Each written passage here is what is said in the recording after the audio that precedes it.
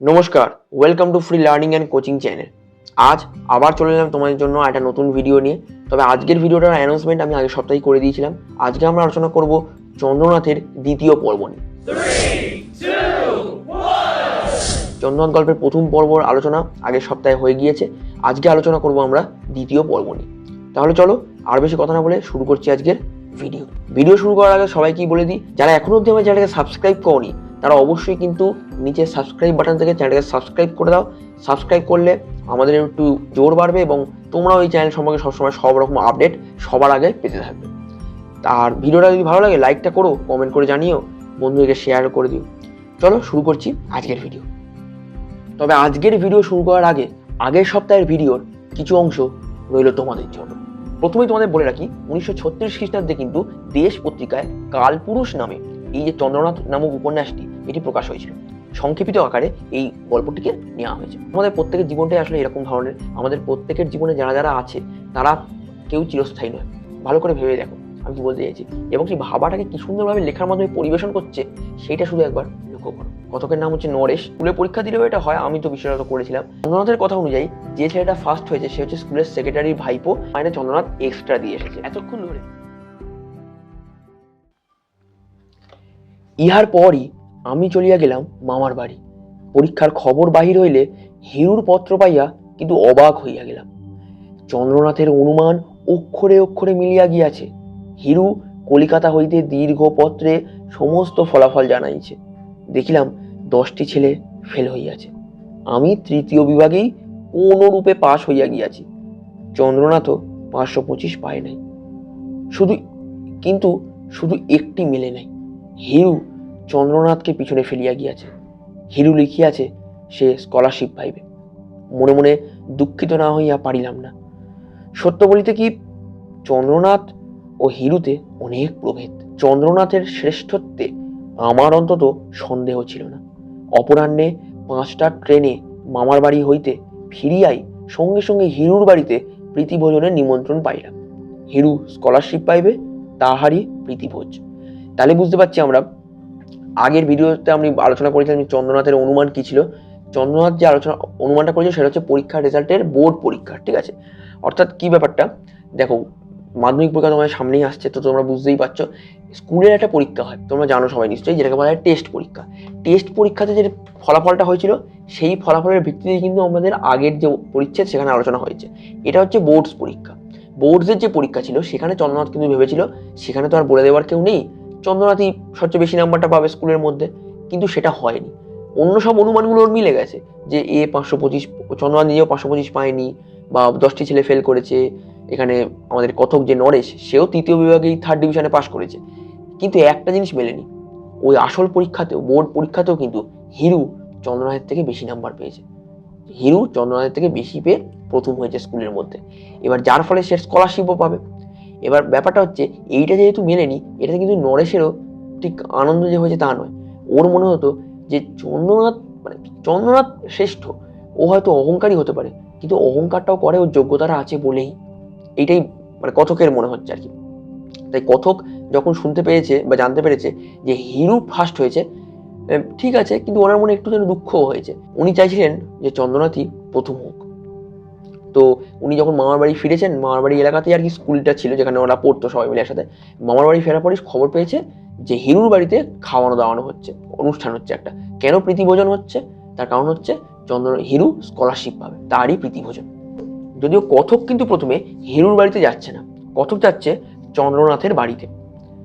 নির্জন বাড়িখানা খাঁ খাঁ করিতেছিল, কেহ কোথাও নাই। শয়ন ঘরখানারও দুয়ার বন্ধ, কড়ায় একটা অতি সামান্য দামের তালা ঝুলিতেছে। তাহলে চন্দ্রনাথের বাড়িতে গিয়ে দেখছে লেখক যে চন্দ্রনাথের বাড়িতে কেউ নেই, পুরো বাড়িটা খাঁ খাঁ করছে, কোনো লোকজন নেই। শয়ন ঘরখানার দুয়ার বন্ধ, শোয়ার ঘরের দরজা বন্ধ, আর শুধুমাত্র একটা তালা ঝুলছে।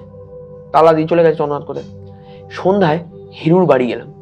উৎসবের বিপুল সমারোহ সেখানে। হিরু ধনীর সন্তান, অর্থের অভাব নাই। চীনা লণ্ঠন ও রঙিন কাগজের মালার নিপুণ বিন্যাসে তাহাদের বাড়ির পাশের আম বাগানটার সে শোভা আজও আমার মনে আছে। অর্থাৎ বোঝা যাচ্ছে সেদিকে যে প্রীতিভোজন হয়েছিল হিরুর বাড়িতে, সেটা মনে একটা জাঁকজমকপূর্ণ একটা অনুষ্ঠান ছিল, যেটার কথা আজও অবধিও নরেশের কথক বা লেখকের এখনো অবধিও মনে আছে। হিরুর কাকা শৌখিন ধনী সন্তান বলিয়া জেলার মধ্যে খ্যাতি ছিল। তিনি নিজে সেদিন বাগানটাকে সাজাইয়াছিলেন। বিশিষ্ট অতিথিও অনেক ছিলেন। জনদুয়েক ডেপুটি, ডিএসপি, স্থানীয় সাব রেজিস্ট্রার, থানার দারোগা, তাছাড়া গ্রামস্থ ব্রাহ্মণ কায়স্থ ভদ্রলোকজন সকলেই প্রায় উপস্থিত ছিলেন। হিরুকে স্পষ্ট মনে পড়িতেছে। এবার কিন্তু হিরুর বর্ণনা আসছে। আবার এখানটা আন্ডারলাইন করে রাখো তোমরা বইয়ের মধ্যে। হিরুর বর্ণনা কিরকম? লাবণ্যময় দেহ, আয়ত কোমল চোখে, মোহময় দৃষ্টি। হিরুর কথা মনে পড়লে আকাশের দিকে চেয়ে মনে পড়ে সুখ তারা, অমনি প্রদীপ্ত, কিন্তু সেই দীপ্তি কোমল ও স্নিগ্ধ। তাহলে তোমরা দেখছো যে চন্দ্রনাথের সাথে লেখক কিন্তু তুলনা করেছিলেন কাল পুরুষের। আবার এখানে হিরুর সাথে তুলনা করছেন সুখ তারার। কেন সুখ তারা তুলনা করছেন? সুখ তারা এমন এক ধরনের উজ্জ্বল তারা যে তারা কখনোই কিন্তু হারিয়ে যায় না, কখনোই কিন্তু অন্য তারার ভিড়েতে হারিয়ে যায় না। সে তার দীপ্তি সবসময়ই থাকে, কিন্তু তার দীপ্তির মধ্যে একটা কোমলতা রয়েছে। আর আমরা জানি সুখ তারা কিন্তু আসলে তারা নয়, সুখ তারা আসলে শুক্র গ্রহ, যে আলোকিত হয়েছে অন্যের আলোয়। এখানে দেখো সুখ তারার সাথে যে তুলনাটা আনছেন লেখক, তার হিরুর যে বৈশিষ্ট্য সেটাকে উনি একটুখানি আমাদের সামনে তুলে ধরছেন। কি বৈশিষ্ট্য? এই যে আজকে হিরু এত কিছু হতে পেরেছে, তার জন্য কিন্তু ওর প্রাইভেট টিউটার, ওর দাদা, ওর কাকা বা ওর স্কুলের যারা ওর পরিচিত লোকজন, তাদের সাহায্য কিন্তু হিরুর লেগেছে। তাই জন্য যে হিরু এখানে হতে পেরেছে। সুখ তারাকে আলো দেয় কে? সূর্য। কিন্তু কালপুরুষ যে নক্ষত্র মণ্ডল, সে তো নিজেই নক্ষত্র মণ্ডল একটা আলাদা। তাকে কি কেউ আলো দেয়? দেয় না। সে নিজেই নিজের আলো তৈরি করে নিজেই নিজের রাস্তায় হেঁটে চলে যায়। চন্দ্রনাথ সেটাই। চন্দ্রনাথের প্রতিভাটা কিন্তু বেশি। তার কারণ কোথায়? চন্দ্রনাথ নিজের রাস্তা, নিজের এগোনো রাস্তা নিজে তৈরি করছে। হিরু তা নয়। হিরুর বাড়ির লোক বা ওর যারা শুভাকাঙ্ক্ষী যেটা বলে দিচ্ছে, ও সেটাই করছে। হিরু প্রদীপ্ত হয়ে উঠছে, কিন্তু অন্য তারার আলোতে, ওর পরিবারের সাহায্যে। এটাকে কিন্তু লেখক এই সুক্তার সাথে তুলনা করার মাধ্যমে আমাদেরকে বোঝাতে চেয়েছেন। হিরু পরম সমাদর করিয়া আমাকে বসাইল। নানা কথার মধ্যে সে বলিল, কাকা বলছিলেন এখন থেকে আইসিএস এর জন্য তৈরি হও। বিলেতে যেতে হবে আমাকে। বিলেতে যাবার আমার বড় স্বাদ নরু। আমার কিন্তু বারবারই মনে পড়িতেছিল চন্দ্রনাথকে, কিন্তু সেদিন সেখানে তাহার কথা আমি তুলিতে পারি নাই। হিরুই বলিল, আজই দুপুরে এসে চলে গেল। আমি তার আগেই তাকে নিমন্ত্রণ করেছিলাম, তবুও সে চলে গেল। একটা দিন থেকে গেলে কি হতো? হিরু বলিল, মাস্টারমশাই, মাস্টারমশাই। সচেতন হইয়া মুখ ফিরাইয়া দেখিলাম শীর্ণকায় দীর্ঘাকার মানুষটি এন্ডির চাদরখানি গায়ে দিয়া আমাদের দিকেই আসিতেছেন। আমরা উঠিয়া দাঁড়াইলাম। তো এখানে দেখো হিরু কিন্তু চন্দ্রনাথের কথা নিজেই বলছে যে চন্দ্রনাথকে সে নিমন্ত্রণ করেছিল, কিন্তু চন্দ্রনাথ তার আগেই চলে গেল। আর তারপরে এই কথাটা নরেশ এর কিছু প্রতিক্রিয়া দেবে তার আগেই প্রবেশ করছে মাস্টারমশাই। হেডমাস্টারমশাইও এই অনুষ্ঠানেতে নিমন্ত্রিত হয়ে এসেছে। হাসিয়া মাস্টারমশাই বললেন, আজই হেলে নরেশ? মাস্টারমশাইয়ের ওইটুকু এক বিশেষত্ব, ছাত্র তাহার অধিকারের গণ্ডি পার হইলেই সে আর তুই নয়, তখন সে তুমি হইয়া যায় তাহার কাছে। এইটাও কিন্তু প্রশ্ন আসতে পারে, মাস্টারমশাই ওইটুকু এক বিশেষত্ব কি? মাস্টারমশাইয়ের বিশেষত্ব কি? প্রশ্ন আসে, ঠিক আছে? এটাকেও আন্ডারলাইন করে রাখো। মাস্টারমশাইয়ের ওইটুকু এক বিশেষত্ব। তিনি আবার বলিলেন, তুমি পড়বে নিশ্চয়ই নরেশ, কিন্তু সাহিত্য চর্চাটা পড়ার সময় একটু কম করো বাবা। তবে ছেড়ো না, ও একটা বড় জিনিস। যেন shame in crowd but solitary pride হওয়াই উচিত ও বস্তু। আচ্ছা, এইখানে যে লাইনটি রয়েছে, shame in crowd but solitary pride, এইটাকে কিন্তু আন্ডারলাইন করে রাখো। এবং এটা কোত্থেকে নেওয়া হয়েছে? এটি গৃহীত হয়েছে অলিভার গোল্ডস্মিথের লেখা দ্য ডিজার্টেড ভিলেজ থেকে। কি বললাম? উৎসটাকে মনে রাখো, খাতায় লিখে না পারলে কথাটা, যে shame in crowd but solitary pride, এই অংশটা গৃহীত হয়েছে অলিভার গোল্ডস্মিথের লেখা দ্য ডিজার্টেড ভিলেজ নামক কবিতা থেকে। এই কথাটারই আক্ষরিক অর্থ কি? এই কথাটি আক্ষরিক অর্থ হচ্ছে এমন ধরনের জিনিস যেটা জনসমাজে লোকের সামনে সেটাকে নিয়ে একটু লজ্জা হয়, কিন্তু নিজের কাছে একান্ত ব্যক্তিগত দিক থেকে দেখতে গেলে এটা খুবই একটা গর্বের ব্যাপার। তো এটা কি ক্ষেত্রে বলা হচ্ছে? এটা সাহিত্য চর্চার ক্ষেত্রে বলা হচ্ছে। নরেশকে উনি বলছেন, দেখো নরেশ, তুমি সাহিত্য চর্চাটা করো, কিন্তু লোকের সামনে লজ্জা পাবে হয়তো, কিন্তু নিজের কাছে কিন্তু সাহিত্য চর্চাটা একটা এমন জিনিস যার ফলে তুমি নিজের কাছে গর্বিত হতে পারবে। সেটাই উনি বলছেন। আমি চুপ করিয়া থাকিলাম।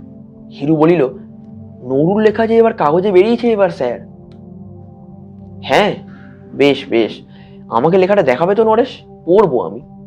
তারপর আমাকে প্রশ্ন করলেন, চন্দ্রনাথ কোথায় গেল? কাউকে বলে গেল না? তোমাকেও কিছু জানিয়ে যায়নি পত্রটত্র লিখে? বলিলাম, না স্যার, কাউকেই সে কিছু জানিয়ে যায়নি। লাঠির ওপর ভর দিয়া মাস্টার মহাশয় কিছুক্ষণ নীরবে দাঁড়াইয়া রহিলেন। কি যেন তিনি চিন্তা করিতেছিলেন।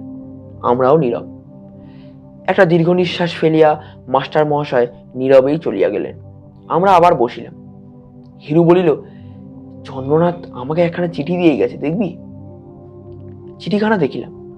সে লিখিয়াছে, প্রিয় বরেশু। পরবর্তীতে প্রিয় বরেশুকে কাটিয়া লিখিয়াছে, প্রীতি ভাজনেশু। আজই আমার যাত্রার দিন, সুতরাং থাকিবার উপায় নাই। আমাকে মার্জনা করিও। তোমার সফলতায় আনন্দ প্রকাশ করিতেছি, কিন্তু একটা কথা বারবার মনে হইতেছে, এই উৎসবটা না করিলেই পারিতে। স্কলারশিপটা কি এমন বড় জিনিস। ভালোবাসা জানিবে, ইতি চন্দ্রনাথ। চিঠিখানা হিরুকে ফিরাইয়া দিলাম। হিরু বলিল, চিঠিখানা রেখে দিলাম আমি, থাক, এইটাই আমার কাছে তার স্মৃতিচিহ্ন। সে আবার প্রশ্ন করিল, আচ্ছা, কোথায় গেল সে? করবেই বা কি? সে যেন নিজেও একথা চিন্তা করিয়া দেখিতেছিল। উত্তর দিয়াছিলাম, জানি না, কিন্তু কল্পনা করিয়াছিলাম কিশোর চন্দ্রনাথ কাঁধে লাঠির প্রান্তে পোঁটলা বাঁধিয়া সেই রাত্রেই জনহীন পথে একা চলিয়াছে।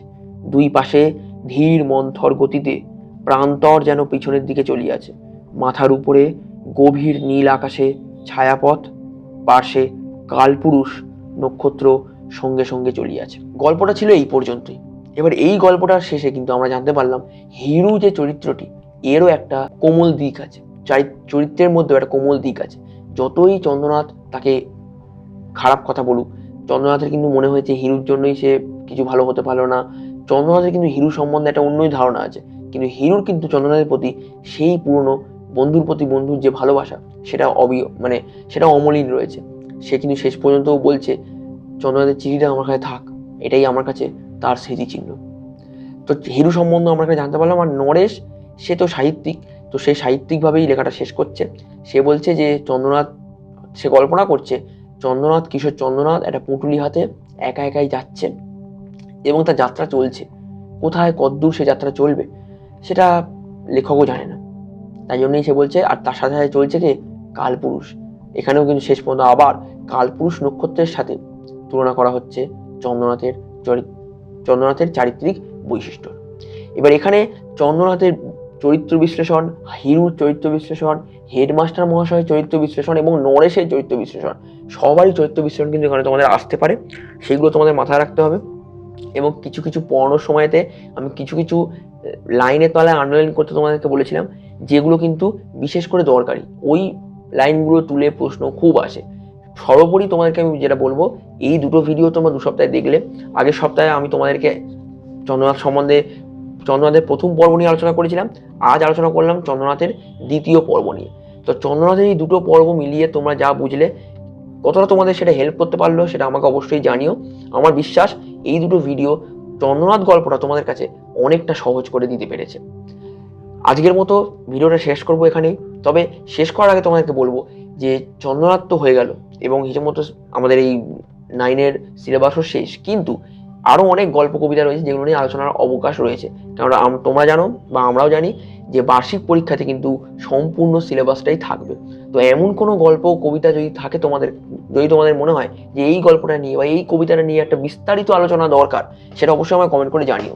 আমি তাহলে চেষ্টা করব তোমাদের জন্য সেই ভিডিওটাকে নিয়ে আসার।